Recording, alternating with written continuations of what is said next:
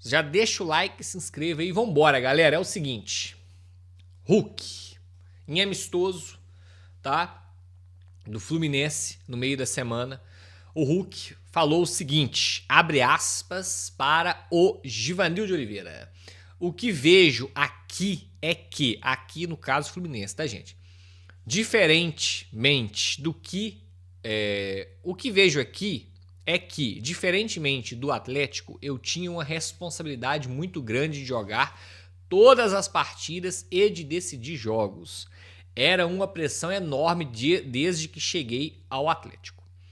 Agora venho para o Fluminense, um time que também tem muitos jogadores de qualidade, acostumados a vencer e com bastante experiência. Vamos lá. Primeira coisa, primeira parte ali que eu quero destacar. O que vejo aqui é que, diferentemente do Atlético, eu tinha uma responsabilidade muito grande de jogar todas as partidas e de decidir os jogos. Vamos lá, o Hulk. O camarada ganha um salário aí acima de 2 milhões de reais.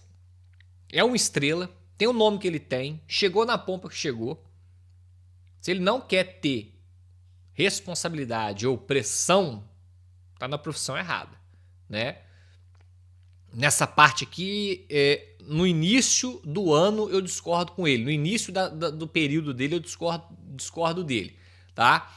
Agora, de fato, 24, 25 e 26, aí é fato que ele foi o único protagonista, o único jogador de fato que era para segurar a pressão juntamente com o Everson, mas o Everson é goleiro, vocês entendem o que eu quero dizer aqui, não estou menosprezando o Everson, mas enfim, jogador de linha, de fato, 24, 25 e 26 o Galo deixou para lá, né? O último parceiro que o Hulk teve foi o Paulinho.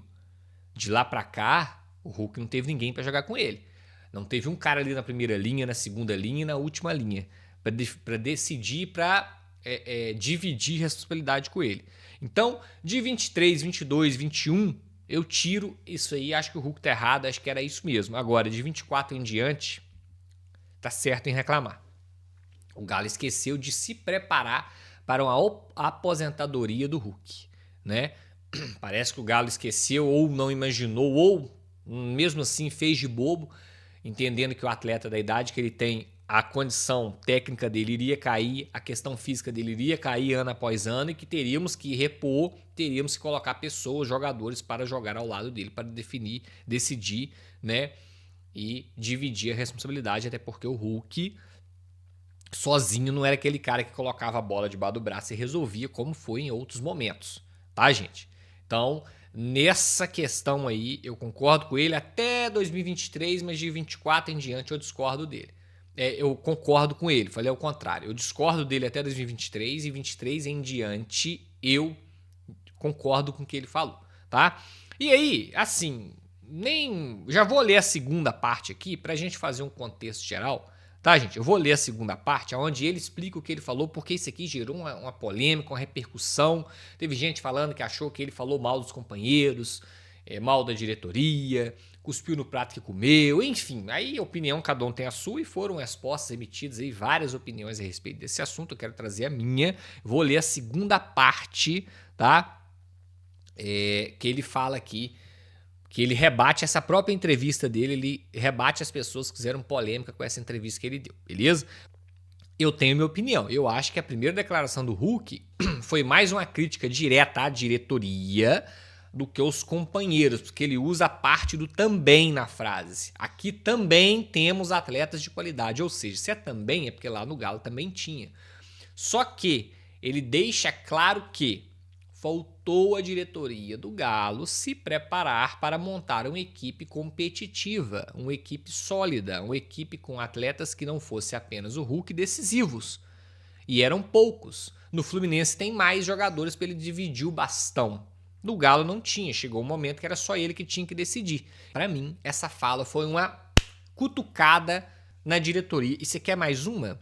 Vocês que não viram um contexto geral, esta resposta foi de uma pergunta que estava falando sobre o Zubeldia.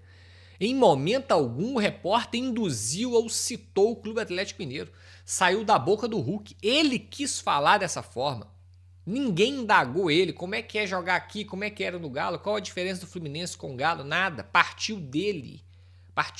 Então, para mim, fica mais evidente ainda que foi uma direta para a diretoria do Galo. Assim, eu acho, Hulk, que menos é mais. Acho que quanto menos você alfinetar, falar, criticar, né, em relação à sua passagem aqui no Galo, melhor é. Acabou, foi tudo lindo, maravilhoso. Agora a sua carreira no Fluminense toca daí que a gente toca daqui.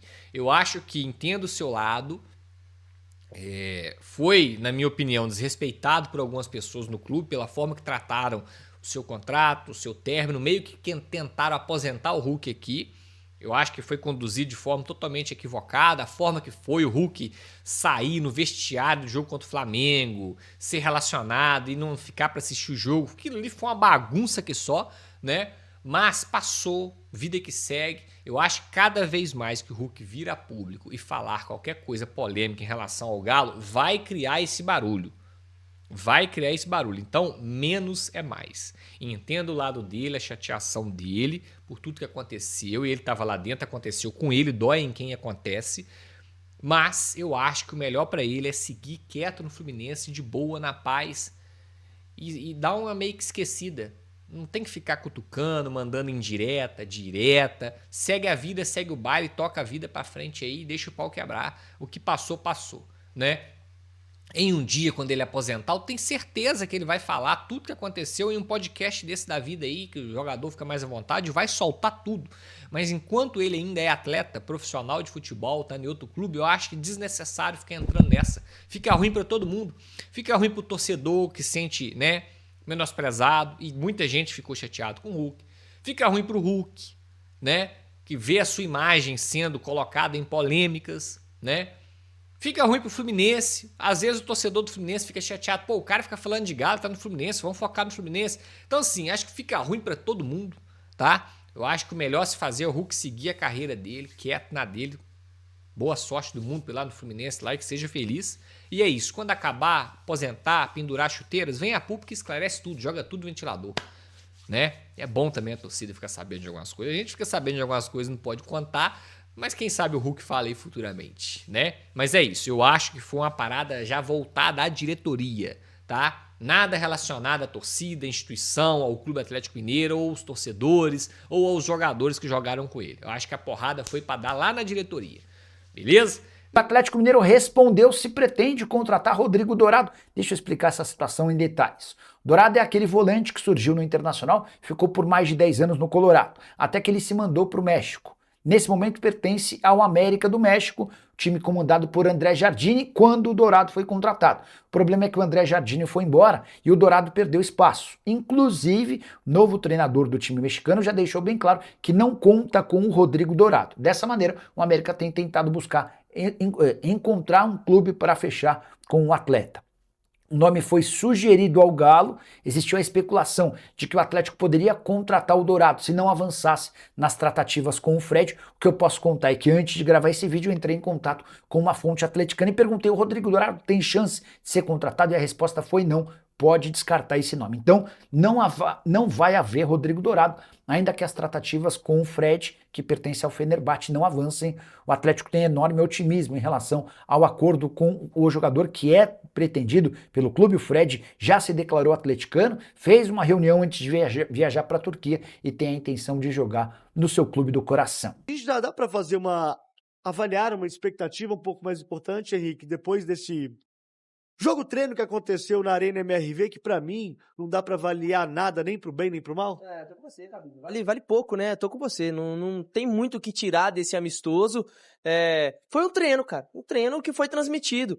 Um ritmo completamente de treino do time profissional. No Sub-20 não teve nenhum moleque que saltou aos olhos. Destaque pro Cobra que pegou o pênalti do Maicon. Ele até brincou, não, sei como ele bate. A gente treina junto, eu sabia como ele bate, então era mais tranquilo. Mas não tem muito o que tirar de positivo desse amistoso. É o que eu falei, eu tinha uma expectativa do que o Barba faria para esse segundo semestre. Será que ele ia insistir nessa ideia de 3 zagueiros ou ele ia tentar dar uma mudada no time, trazer uma outra ideia, porque agora ele teria tempo de trabalhar. Pelo treino, a mesma coisa que o torcedor já está acostumado. 3 zagueiros, Natanael como um terceiro zagueiro, Coelho como ala de um lado, Renan Lodge do outro, Bernard e Vitor Hugo, e aí pode ser o Minda também, como 2 meias atrás de um centroavante, que provavelmente vai ser o Cassierra. Então, ali disputas no meio como volantes, Maicon, Alexander, Cissé, é isso que chama a atenção. E o ponto que o CJ cornetou na escalação, Igor Gomes fez o primeiro gol. Então, não sei se o Atlético tem assim, o interesse de ficar com o Igor Gomes, acho que não. Mais do mesmo, não dá pra gente tirar muita coisa desse jogo treino, não. E essas projeções, elas se complicam, porque a gente falou muito pouco de contratações, né? Na verdade, a gente tem essa questão um pouco mais importante, né? Chegou o Léo Duarte e tal, mas a verdade é que o Atlético tá saindo do primeiro semestre indo pro segundo, basicamente com o mesmo time, claro, né? Depois de um período de intertemporada, trabalhando na Cidade do Galo, fazendo o seu jogo, né, seu jogo treino na Arena MRV, mas a verdade é que quando a gente olha para o Atlético, é basicamente a mesma coisa, né? Não existe novidade, né? E a novidade, e aí eu não sei, né, eu posso estar muito enganado, a novidade seria ali tentar se sustentar o máximo que puder no Campeonato Brasileiro visando uma Libertadores, Henrique. Não, tô com você. Eu acho que o Atlético... O primeiro objetivo do Atlético, eu venho falando isso aqui, sobre as contratações, sobre as mudanças de treinador, as dificuldades que o Atlético vem apresentando, sobre contratações que tinham uma expectativa alta, que não corresponderam, algumas saídas importantes e que não tiveram reposição, e jogadores, os técnicos do time, que eram para chamar a responsabilidade, vários, hoje o técnico nem conta tanto, ficam escanteados no banco de reservas. O primeiro objetivo do Atlético são os 45 pontos. Fez os 45 pontos, aí dá pra pensar, pô, beleza, vamos olhar, a gente tá em qual situação no campeonato aqui? Dá pra pegar uma Libertadores? Então vamos em busca dessa competição. O Campeonato Brasileiro, pro bem ou pro mal, ele tá muito equilibrado esse ano. É muito próximo do Z4 pro G8, por exemplo, pra brigar por uma Libertadores. 2, 3 rodadas, você muda completamente o seu campeonato. O Atlético não vinha jogando bem, conseguiu ali uma sequência de bons resultados, se apegar em um mínimo de crescente ali nas últimas rodadas, mas não vinha jogando bem. E no começo do ano também não. Espero que o Barba, com o tempo de trabalho, consiga evoluir essa equipe, para aí sim a gente vir aqui e falar, pô, não, agora o Atlético pode sonhar sim em pegar uma vaga na Libertadores. Mas para isso, tem que dar retorno dentro de campo. O Atlético tem um time que pode chegar à Libertadores. Tem opções no elenco que podem fazer isso, levar o clube até lá. Mas com o que estão demonstrando dentro do campo, o primeiro objetivo para mim, olhando para o Atlético nesse ano, é 45 pontos, fica na Série A, permanece por ali e depois vê até onde pode chegar. Então, aí tem a questão também da Copa do Brasil, que ela é fundamental, porque o Atlético tem um clube, um adversário, né? E aí, com todo respeito, sabe? Tá, gente, assim, respeito grandes clubes, ainda mais o futebol gaúcho, mas o Juventude é um time extremamente acessível, né? Primeiro enfrentamento no dia 1º de agosto, e isso faz com que a gente imagine, né? Imagine que toda a situação envolvida, né? Pró-Campeonato Brasileiro, você também passa a imaginar uma situação mais importante para esses enfrentamentos de mata-mata e já começando na Copa do Brasil. Olha só. Eu não consigo enxergar o Atlético sendo campeão das competições, tá? E aí falando de uma maneira clara aqui pro torcedor. Porém, chegar numa decisão de Copa do Brasil, gente... O Vasco chegou ano passado, exatamente, gente. Esse time do Atlético é melhor que o time do Vasco. Apesar do Vasco ter ali 2 caras que destoavam, que era o Coutinho e o Ryan, e o Coutinho oscilando muito, mas principalmente o Ryan, que tava voando na mão do Diniz, o Atlético pode chegar numa final de Copa do Brasil. O Atlético tem um time titular que, se tiver num bom dia, com tudo dando certo, pode competir com os outros clubes e pode ir avançando. Se o Vasco chegou no ano passado, se o Atlético Paranaense chegou recentemente, esse time do Atlético não deve nada para aquelas equipes. Agora, o que me preocupa é, o Atlético tem uma sequência antes desses jogos da Copa do Brasil de Bahia em casa, Palmeiras lá em São Paulo, Bragantino na Arena MRV. E aí vem os jogos contra o Juventude, primeiro em casa e decide fora de casa lá em Caxias. É muito importante o Atlético conseguir bons resultados, ou pelo menos um bom desempenho nesses 3 jogos contra Bahia, Palmeiras e Bragantino, e fazer um bom resultado jogando em casa,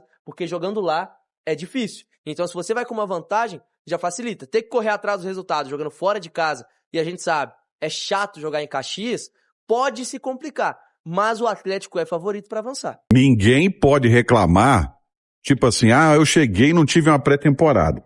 Teve descanso, teve uma intertemporada agora que foi maior do que a pré-temporada.